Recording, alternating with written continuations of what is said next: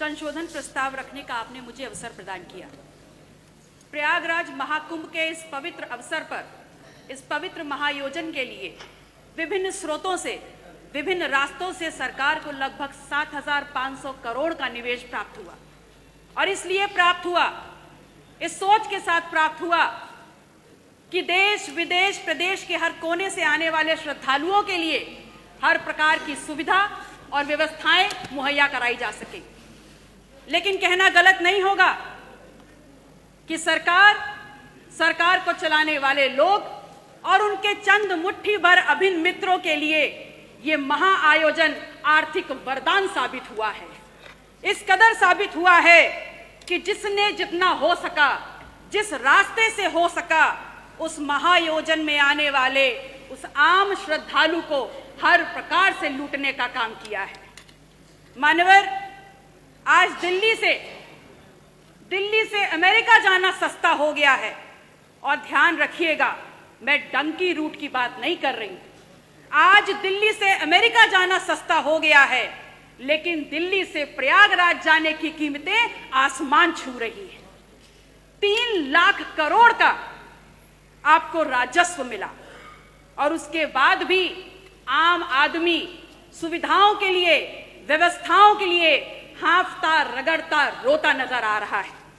मान्यवर, सामाजिक और धार्मिक आयोजन में सरकार ने अपनी तरफ से व्यवस्था की गारंटी ली थी, तो आज सरकार को सामने आकर के इस बात को स्वीकारना होगा कि आप ठीक व्यवस्थाएं दे नहीं पाए। उस महाकुंभ में आई हुई संख्या को अपनी उपलब्धि ना बताएं, क्योंकि उस महाकुंभ में आई हुई जो संख्या है वो भारतीय समाज के धार्मिक चेतना का परिणाम है, वो आपकी उपलब्धि नहीं है। उसका श्रेय लेना बंद करिए, बल्कि प्रमुखता से सामने आकर के जो खामियां हुई हैं, जो अव्यवस्था हुई है, उसको स्वीकारिए और सबक लीजिए कि आगे ऐसा दोहराया ना जाए।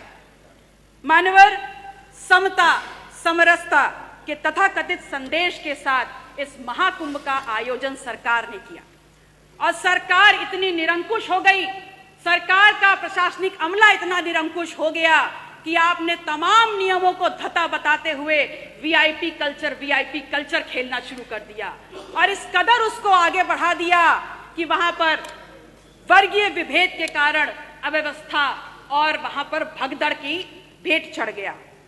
आम जन की आस्था, आम जन की भावनाएं के साथ जो खिलवाड़ हुआ है वो महज निंदनीय मात्र नहीं है, बल्कि एक पाप है। और वो पाप इस कदर है कि किसी भी प्रकार से स्वयं मां गंगा भी उसको नहीं धो पाएंगी। कितनी देर में आएगा? आप कह रहे हैं कि विपक्ष धार्मिक आयोजन महाकुंभ पर राजनीति करता है, तो एक छोटा सा सवाल आपसे पूछ रही हूं कि ये बताइए, 22 जनवरी 2025 को जब संपूर्ण मंत्रिमंडल परिषद की वहां बैठक आपने आयोजन की थी, तो क्या आप मंत्रिमंडल के लोगों को ले जा करके वहां भजन कीर्तन करा रहे थे? वो भी तो एक राजनीतिक बैठक थी ना। तो फिर राजनीति विपक्ष कैसे कर रहा है? असल में राजनीति कंप्लीट 100% शुद्ध राजनीति तो आप कर रहे हैं, और उसमें भी इस कदर राजनीति कि आपने वहां पर भी, उस पवित्र स्थल पर भी पिछड़ों को पीछे ही छोड़ दिया। आपका नारा है सबका साथ, सबका विश्वास, सबका विकास। तो अगर बात विकास की है, अगर बात विश्वास की है, तो फिर ये बताइए कहां है विकास, कहां है सबका साथ और कहां है विश्वास?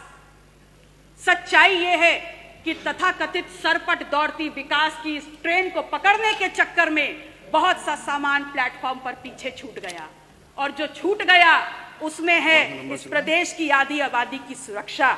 जो प्लेटफॉर्म पर छूट गया वो है नौजवानों की नौकरी का सपना, और जो पीछे छूट गया उसमें है शब्दों की मर्यादा और हमारा अदब। शायद इसीलिए उस दिन सदन में जब विपक्ष के द्वारा विधानसभा की कार्रवाई में उर्दू को सम्मिलित करने की बात की गई, तो यहाँ पर अशोभनीय और असंसदीय भाषा का प्रयोग किया गया।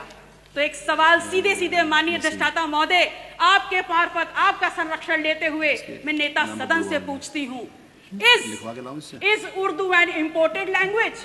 क्या उर्दू निर्यात करी हुई जुबान है? और या फिर क्या ऐसा है कि जब मुगल घोड़े से भारत में आए तो अपने पीछे उर्दू को बैठा करके लाए? विधायक जी, 5 मिनट हो गया। धन्यवाद। माननीय अध्यक्ष जी, 1 मिनट और। माननीय अध्यक्ष जी, मैं सिर्फ इतना कहना चाहती हूँ कि महामहिम राज्यपाल ने हालांकि थोड़ा ही भाषण पढ़ा, पर मैंने देखा हर छोर पर भारत प्रथम स्तर पर है। बड़ी प्रसन्नता हुई और अगले ही पल ये भी समझ में आ गया कि माननीय राज्यपाल महोदय की क्या गलती है। वो तो बहुत दूर से आई हैं। असल में उनको जो झूठा सच्चा लिख के दे दिया गया, उन्होंने पढ़ने का काम किया। अगर सच्चाई समझना चाहते हैं तो समझ लीजिए कि NCW के 2024 के आंकड़ों में उत्तर प्रदेश यदि फर्स्ट है तो महिला के ऊपर और अपराधों में फर्स्ट है। अगर फर्स्ट है तो बाल यौन शोषण के मामलों में फर्स्ट है। कल प्रदेश के मुखिया जब सदन में बात कर रहे थे तो कुंभ में हुई दुर्घटना पर षड्यंत्र की उन्होंने एक तरफ इशारा किया। उन्होंने बताया कि खिलाफ साजिश हो रही है उनकी सरकार के और उनके खिलाफ। तो ये सवाल सिर्फ उनका नहीं है, पूरे विधायक जी धन्यवाद। धन्यवाद मैम। 30 सेकंड खत्म हो रहा है। लास्ट माथे पर कलंक लगा है। यह सिर्फ सरकार को बदनाम करने का शिकंजा नहीं है, अपितु ये समूचे उत्तर प्रदेश, पूरे सदन, चाहे पक्ष के लोग हो चाहे विपक्ष के लोग हो, ये पूरे उत्तर प्रदेश की गरिमा पर प्रहार है। कुंभ ना सरकार का आयोजन है, ना भारतीय जनता पार्टी का आयोजन। ये कुंभ भारत की सांस्कृतिक विरासत है, भारतीय समाज के विभिन्न आध्यात्मिक विचारों का आयोजन है और उत्तर प्रदेश सदैव इस आयोजन की आने वाले श्रद्धालुओं की मेजबानी करता रहा है। और अंत में मैं सरकार से मांग करती हूँ कि जो लोग भी षड्यंत्र में शामिल हैं उनके नाम सामने लाए जाएं, उनको कठोरतम सजा दी जाए। माननीय अध्यक्षता महोदय, समय की बाध्यता है, मैं आपसे निवेदन करूंगी कि अपने क्षेत्र सिराथू से संबंधित जितने भी प्रस्ताव हैं मैं टेबल कर रही हूं, कृपया उनको मेरे वक्तव्य के साथ जोड़ने का कष्ट करें। नमो बुद्धाय, जय संविधान।